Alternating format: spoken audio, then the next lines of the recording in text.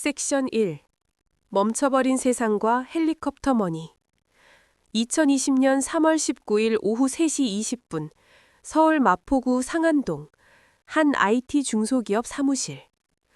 창밖에는 봄비가 추적추적 내리고 있었지만 사무실 안의 공기는 한겨울보다 차가웠습니다.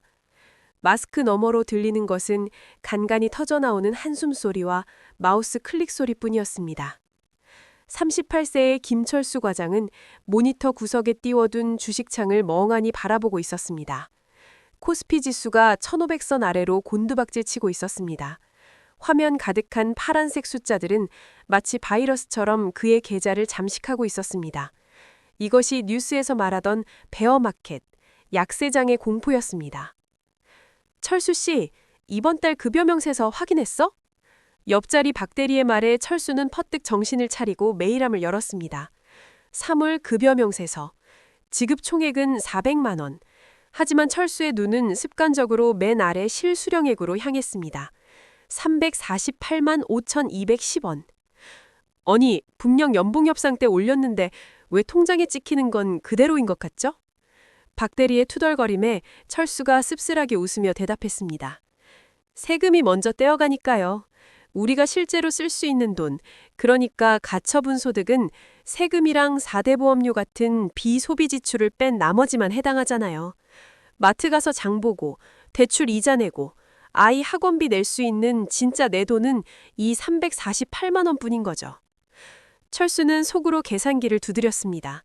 아내 영희도 육아휴직 중이라 가게 수입이 줄어든 상태였습니다. 그런데 뉴스는 온통 암울한 소식뿐이었습니다. 전 세계 공장이 멈췄고 사람들의 이동이 통제되었습니다. 경제의 핏줄인 공급망이 끊어진 것입니다. 퇴근길 철수는 단골 빵집에 들렀습니다. 사장인 친구 민호가 퀭한 눈으로 빵을 포장하고 있었습니다.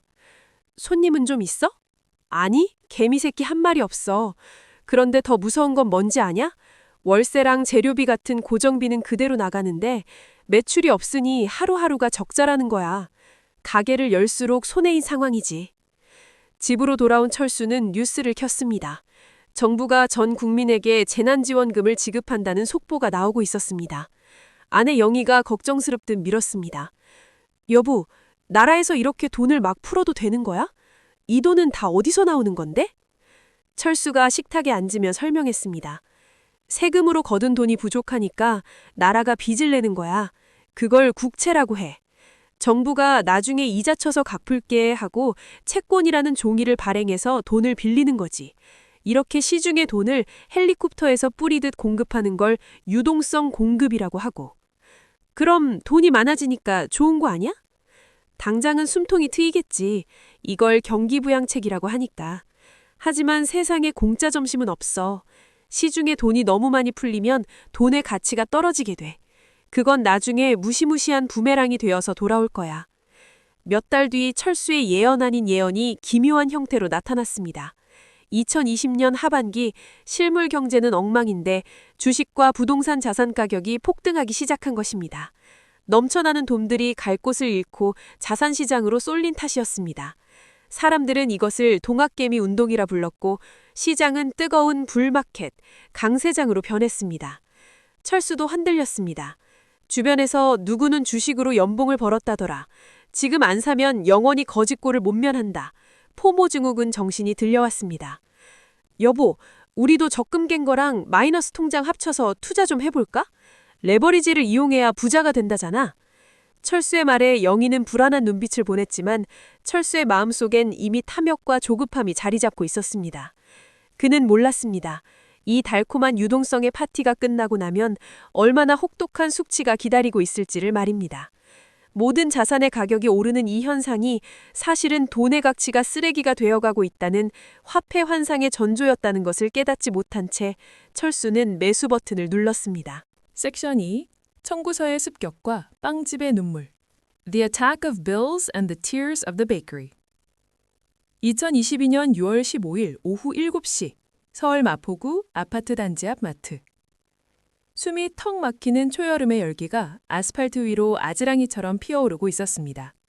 하지만 철수의 이마에 흐르는 땀은 단순히 더위 때문만은 아니었습니다. 그는 삼겹살 한 팩을 들었다 놓았다를 3번째 반복하고 있었습니다. 삼겹살 600g에 2만 원? 이게 말이 돼? 2년 전 유동성의 파티가 벌어졌을 때 사람들은 환호했습니다. 하지만 파티가 끝나자 계산서가 날아들기 시작했습니다. 바로 인플레이션이라는 이름의 청구서였습니다. 철수는 결국 삼겹살 대신 조금 더 저렴한 앞다리살을 카트에 담았습니다. 월급은 그대로인데 물가만 오르는 상황. 경제학에서는 이를 실질임금, real wage의 하락이라고 부릅니다. 명목상의 월급 액수는 같아도 그 돈으로 살 수 있는 구매력, purchasing power가 쪼그라든 것입니다. 마트를 나온 철수는 친구 민호의 빵집으로 향했습니다. 그런데 가게 유리창에 붙은 붉은색 전단지가 철수의 눈을 찔렀습니다. 점포 정리, 폐업 처분. 민호야, 이게 무슨 일이야? 가게 안은 집기들이 어수선하게 나와 있었습니다. 민호가 힘없이 웃으며 의자를 내주었습니다. 버티고 버텼는데 더 이상은 안 되겠다. 밀가루, 식용유, 설탕, 안 오른 원자재가 없어. 러시아랑 우크라이나 전쟁 터지고 나서는 재료비가 2배로 뛰었어. 가격을 좀 올리지 그랬어. 올렸지. 그랬더니 손님이 뚝 끊기더라. 빵은 밥처럼 꼭 먹어야 하는 게 아니잖아? 이런 걸 수요의 가격 탄력성이 크다고 하더라. 가격을 조금만 올려도 사람들은 지갑을 닫아버려. 민호가 텅 빈 진열대를 쓰다듬으며 말을 이었습니다. 사실 인테리어 비용 생각하면 그만두면 안 돼. 그 돈이 1억인데. 그걸 경제용어로 매몰 비용이라고 한다며? 이미 써버려서 회수할 수 없는 돈. 내가 그 매몰 비용이 아까워서 1년을 더 버텼는데 계산기를 두드려 보니 하루 매출이 손익분기점도 못 넘기더라. 가게를 열수록 빚만 늘어나는 구조야. 그래서 손절하기로 했어. 친구의 폐업 소식에 씁쓸해진 철수가 집에 돌아왔을 때 스마트폰이 짧게 진동했습니다. 은행에서 온 문자였습니다. 오은행 김철수 고객님, 대출금리 변동 안내. 기존 3.5%, 변경 6.2%. 철수는 자신의 눈을 의심했습니다. 2년 전 레버리지를 일으켜 주식에 투자했을 때 빌린 변동금리 대출이었습니다. 여보, 이거 봤어? 이자가 2배가 됐어. 영희가 놀라 뛰어왔습니다. 미국 중앙은행이 치솟는 물가를 잡기 위해 기준금리를 급격하게 올리기 시작했기 때문입니다. 이를 빅스텝 0.5%포인트 인상 혹은 자이언트 스텝 0.75%포인트 인상이라고 불렀습니다. 한국은행도 돈이 미국으로 빠져나가는 것을 막기 위해 덩달아 금리를 올릴 수밖에 없었습니다. 시중에 풀린 돈을 다시 은행으로 빨아들이는 긴축의 시대가 온 것입니다. 철수가 급하게 주식 앱을 켰습니다. 빨간색, 상승으로 가득했던 계좌는 온통 파란색 비가 내리고 있었습니다. 금리가 오르자 기업들의 이자 부담은 커졌고 미래의 이익 가치는 떨어졌습니다. 주식시장에 조정이 찾아온 것입니다. 이전에 돈이 60만 원이나 더 늘었어. 우리 어떡하지? 영희의 목소리가 떨렸습니다. 설상가상으로 TV 뉴스에선 앵커가 심각한 표정으로 멘트를 하고 있었습니다. 고물가 속에 경기 침체가 겹치는 스태그플레이션 우려가 커지고 있습니다. 또한 원달러 환율이 1,400원을 돌파하며 수입 물가 상승을 부추기고 있습니다. 환율이 오르니 원화 가치가 하락하여 해외에서 사오는 기름값과 원자재 값이 더 비싸지고 이는 다시 국내 물가를 끌어올리는 악순환. 철수는 소파에 깊숙이 파묻혔습니다. 2년 전 돈을 빌려 자산을 샀던 그 용기가 이제는 매달 월급을 갉아먹는 거대한 괴물이 되어 돌아왔습니다. 월급은 물가에 뜯기고 남은 돈은 은행 이자로 뜯기는 상황. 철수는 식탁 위에 놓인 아이들의 학원비 고지서를 바라보았습니다. 줄여야 해. 이제부터 우리는 긴축 재정이야. 하지만 어디서부터 어떻게 줄여야 할까요? 그리고 이 긴 터널은 언제 끝날까요? 철수는 불안한 미래를 대비하기 위해 그동안 외면했던 자신의 재무상태표를 정면으로 마주해야 한다는 사실을 깨달았습니다. 그것은 단순한 절약이 아니라 생존을 위한 전략이었습니다. 섹션 3. 회색 코뿔소와 미래를 위한 방주. The Grey Rhino and the Ark for the Future. 2024년 1월 15일 오후 10시 30분. 서울 마포구. 철수의 아파트 거실. 새해에 들뜬 분위기는 가라앉았고 밖에는 매서운 겨울바람이 창문을 덜컹거리게 만들고 있었습니다. 철수는 식탁 조명 하나만 켜둔 채 노트북 엑셀 화면을 응시하고 있었습니다. 화면 속 숫자들이 깜빡이며 그에게 말을 거는 듯 했습니다. 지난 2년은 그야말로 악몽과도 같았습니다. 하지만 냉정하게 돌아보면 이 위기는 갑자기 하늘에서 떨어진 운석이 아니었습니다. 경제학자들은 이를 회색 콧불소, 그레이 라이노라고 부릅니다. 멀리서 달려오는 거대한 콧불소처럼 누구나 위험하다는 것을 알고 있었고 진동도 느꼈지만 설마 나한테 오겠어? 라며 애써 무시했던 위험들이 현실로 닥친 것입니다. 가계부채, 부동산 거품, 고령화가 바로 그 콧불소였습니다. 여보, 은행에서 뭐래? 대환대출 안 된대? 방에서 아이를 재우고 나온 영희가 조심스럽게 물었습니다. 철수는 깊은 한숨을 내쉬며 고개를 저었습니다. 거절당했어. DSR 때문이야. DSR? 그게 뭔데? 쉽게 말해서 내 연봉으로 갚을 수 있는 능력만큼만 돈을 빌려주겠다는 거야. 내가 번 돈에서 1년 동안 갚아야 할 원금이랑 이자가 일정 비율을 넘으면 은행은 더 이상 돈을 빌려주지 않아. 금리가 올라서 이자 부담이 커지니까 내 DSR 비율이 꽉 차버린 거지.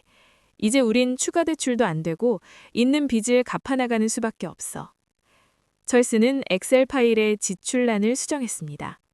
빚을 내서 투자를 늘리는 것이 아니라 빚을 줄여나가는 과정. 경제학 용어로 디레버리징의 고통스러운 시간이 시작된 것입니다. 그는 이어 자신의 주식 계좌를 열었습니다. 여전히 파란불이 켜져 있는 종목들. 철수는 2년 전 친구가 좋다고 해서 전 재산을 한 종목에 몰빵했던 자신의 손가락을 원망했습니다. 그때 누가 그러더라고. 달걀을 한 바구니에 담지 말라고. 그게 분산 투자의 기본이었는데. 철수는 뼈저린 교훈을 얻었습니다. 주식, 채권, 예금, 달러 등 성격이 다른 자산에 나누어 담아 위험을 줄이는 포트폴리오 관리의 중요성을 말이죠. 여보, 이 마이너스 난 주식들 지금이라도 팔까? 글쎄, 지금 팔면 손해를 확정짓는 거지만 생각해보면 기회비용이라는 게 있잖아. 저 돈을 저기 묶어두는 대신 지금 금리가 높은 예금 통장에 넣었다면 안전하게 4% 이자는 받았을 텐데.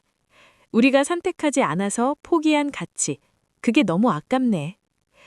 철수와 영희는 밤새 머리를 맞대고 가계부를 뜯어고쳤습니다. 불필요한 구독 서비스를 해지하고 외식비를 줄였습니다.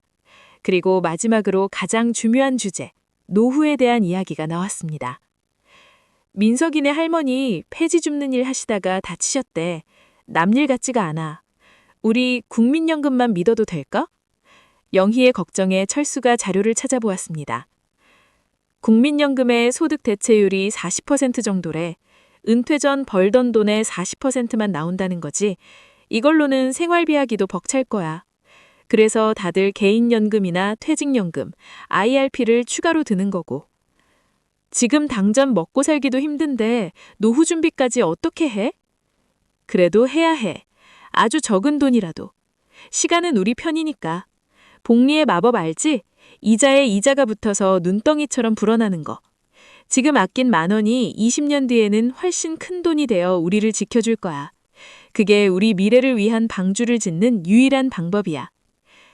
창밖의 바람소리는 여전히 거셌지만 철수의 마음은 한결 차분해졌습니다.